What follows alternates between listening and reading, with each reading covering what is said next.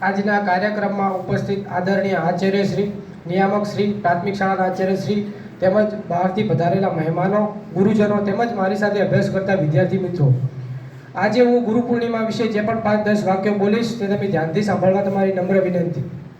આજના યુગમાં યુવા પેઢીને એમ થાય છે કે આપણી પાસે ગૂગલ ઉપકરણો જેવા આધુનિક સાધનો છે જેમાં સર્ચ કરવાથી બધી જ માહિતીઓ મળી રહે છે, તો પછી એક શિક્ષક એક ગુરુની જરૂર શા માટે પડે છે?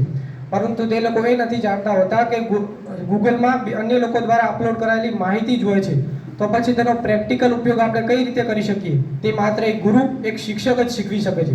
ગુરુ એક એવો વ્યક્તિ છે જે આપણા વ્યક્તિત્વમાં નિખાર લાવી શકે છે। દર વર્ષે અષાઢ માસ પૂનમની આ શુક્લ પક્ષની આ ગુરુ પૂર્ણિમા ઉજવવામાં આવે છે। ગુરુ પૂર્ણિમાના દિવસે શિષ્ય ગુરુને ગુરુ દક્ષિણા આપી તેમના ઋણમાંથી મુક્ત થાય છે। વેદો, ઉપનિષદો અને પુરાણોનું સંકલન કરનાર વેદવ્યાસજીને સમગ્ર માનવ જાતિના ગુરુ માનવામાં આવે છે। આથી 3000 ઈસા પૂર્વ અષાઢ માસના દિવસે તેમનો જન્મ થયો હતો।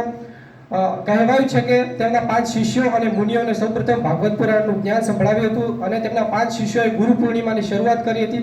ત્યારથી આપણે ગુરુ પૂર્ણિમા ઉજવીએ છીએ। જય હિન્દ, જય ભારત, અસ્તુ।